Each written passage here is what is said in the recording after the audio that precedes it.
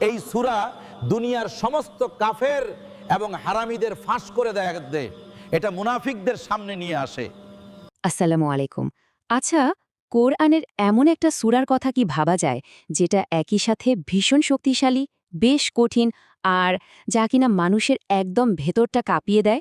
আজ আমরা ঠিক এমনই এক সূরা নিয়ে কথা বলবো, সূরা আত-তাওবা। এটা অনেকটা আয়নার মতো, যা আমাদের ভেতরের আসল রূপটা সামনে নিয়ে আসে। চলুন এর গভীরতা বোঝার চেষ্টা করা যাক।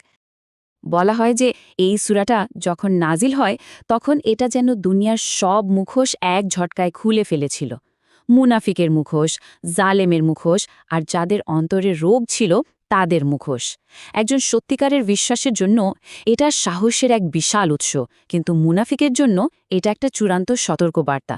আর এভাবেই কিন্তু এটা আমাদের প্রত্যেকের ভেতরের ঈমানকে একটা পরীক্ষার সামনে দাঁড় করিয়ে দেয়।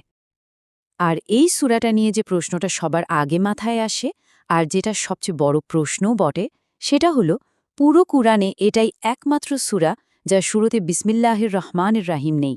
কিন্তু কেন? এই একটা প্রশ্নের উত্তরে কিন্তু আমাদের এই সূরার মূল বার্তার একদম গভীরে নিয়ে যাবে।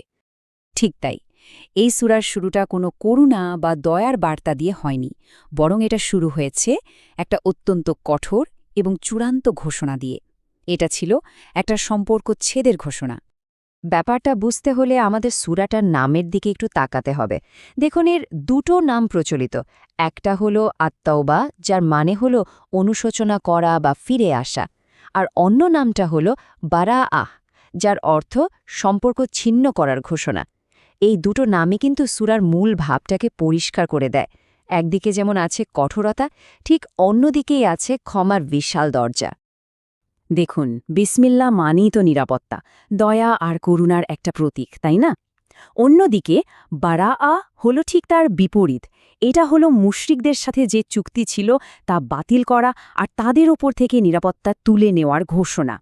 মানে এটা ছিল একরকম যুদ্ধের ঘোষণা, যেখানে আসলে করুণার চেয়ে কঠোরতারই বেশি প্রয়োজন ছিল।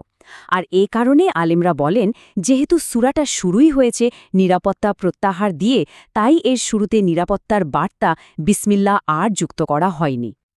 তো এই সূরার পুরো প্রেক্ষাপটটা যদি আমরা বুঝতে চাই, তাহলে আমাদের ফিরে যেতে হবে তাবুক অভিযানের দিকে। এটা ছিল মুসলিম উম্মার জন্য ঈমানের সবচেয়ে কঠিন পরীক্ষাগুলোর একটা। শুধু একবার ভাবুন তো পরিস্থিতিটা কেমন ছিল। মরুভূমির গনগনে গরম, মাইলের পর মাইল দীর্ঘ পথ, খাবার আর পানির মারাত্মক সংকট। আর সামনে প্রতিপক্ষ হিসেবে দাঁড়িয়ে আছে তৎকালীন বিশ্বের সুপার পাওয়ার, রোমান সাম্রাজ্যের বিশাল এক সেনাবাহিনী। ঠিক এমন একটা পরিস্থিতিতেই কিন্তু আল্লাহর পথে বেরিয়ে আসার জন্য ডাক দেওয়া হয়েছিল। সত্যিকারের মুমিনরা তো নিজেদের সব কিছু নিয়ে ঝাঁপিয়ে পড়েছিলেন, কিন্তু যাদের ঈমানটা ছিল নড়বড়ে, সেই মুনাফিকরা, তারা নানা রকম অজুহাত দিতে শুরু করল। কেউ বলল গরম যা পড়েছে, কেউ ব্যবসার কথা বলল, আবার কেউ কেউ পরিবারের দোহাই দিল। এগুলো আসলে শুধু অজুহাত ছিল না, ছিল নিজেদের ভেতরের দুর্বলতাকে ঢাকার একটা মরীয় চেষ্টা। আর সবচেয়ে মজার ব্যাপার কি জানেন? হাজার বছর পেরিয়ে গেলেও এই অজুহাতগুলো কিন্তু খুব একটা বদলায়নি। আজকের দিনেও যখন আল্লাহর পথে চলার কথা আসে, আমরা প্রায় একই ধরনের অজুহাত শুনতে পাই। সময় কই, এখনও তো ঠিকমতো প্রস্তুত না, বা সংসারের অনেক দায়িত্ব। সূরা আত-তাওবা আমাদের এটাই শেখায় যে একজন মুমিন অজুহাত খোঁজে না, সে পথ খুঁজে বের করে। এই সূরাটার একটা নামই হয়ে গেছে আল ফাদিহা, মানে যা মুখোশ খুলে দেয়। কারণটা খুব সহজ। এটা মুনাফিকদের ভেতরে চেহারাটাকে এমনভাবে সবার সামনে প্রকাশ করে দেয় যে তা আর লুকানোর কোনো উপায়ই থাকে না। ভাবা যায়, এই একটা সূরাতে প্রায় ৩০টারও বেশি আয়াতে মুনাফিকদের নানান বৈশিষ্ট্য তুলে ধরা হয়েছে। যেমন ধরুন, মিথ্যা কথা বলা, যা দিয়ে তারা শুধু অন্যকেই না, আসলে নিজেকেই ধোঁকা দেয়। এরপর আছে নামাজের চরম অলসতা। যেহেতু তাদের বিশ্বাসে কোনো গভীরতা নেই, তাই ইবাদত তাদের কাছে একটা বোঝার মতো মনে হয়। তাদের অন্তরে থাকে দুনিয়ার প্রতি মারাত্মক লোভ, যা তাদের ঈমানের চেয়ে সম্পদকে বেশি গুরুত্ব দেয়।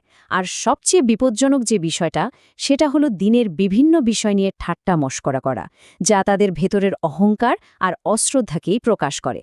এই সূরাটা আমাদের নিজেদের ভেতরটাকেও আয়নার মতো দেখিয়ে দেয়, যাতে আমরা এসব ধ্বংসাত্মক বৈশিষ্ট্য থেকে নিজেদের বাঁচিয়ে রাখতে পারি।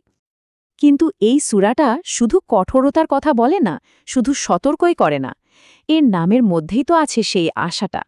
তাওবা, মানে আল্লাহর ক্ষমার দিকে ফিরে আসার জন্য এক বিশাল দরজা খুলে দেয়। আর এর সবচেয়ে সুন্দর যে উদাহরণটা আমরা পাই, সেটা হলো ৩ জন মহান সাহাবীর সে বিখ্যাত ঘটনা। তারা কোনো অজুহাত ছাড়াই তাবুক অভিযান থেকে পিছিয়ে পড়েছিলেন। কিন্তু ফিরে আসার পর তারা মুনাফিকদের মতো মিথ্যা বলেননি, বরং সাহসের সাথে সত্যটা স্বীকার করে নিয়েছিলেন। এর ফল হিসেবে তাদের ওপর নেমে আসে কঠিন এক পরীক্ষা, পুরো ৫০ দিনের জন্য সামাজিকভাবে বয়কট। কিন্তু তাদের এই সত্যবাদিতা আর আন্তরিক অনুশোচনার কারণে স্বয়ং আল্লাহ তাআলা তাদের তাওবা কবুল করে আয়াত নাজিল করেন। আর এই ঘটনাটাই আমাদের সবচেয়ে বড় একটা শিক্ষা দেয়। ভুল যত বড়ই হোক না কেন, যদি কেউ আন্তরিকভাবে অনুতপ্ত হয়ে ফিরে আসে, আল্লাহ তাকে ক্ষমা করে দেন। সত্যিকারের তাওবার দরজা আসলে কখনোই বন্ধ হয় না।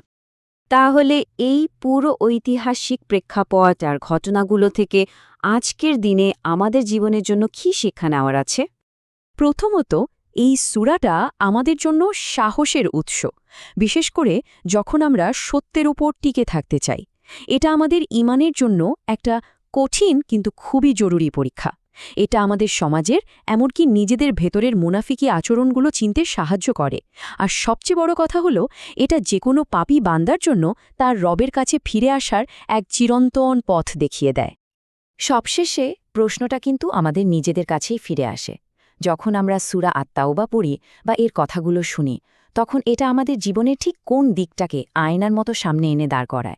আমাদের অজুহাতগুলোকে, আমাদের সাহসিকতাকে, নাকি আমাদের ফিরে আসার ইচ্ছাকে? এই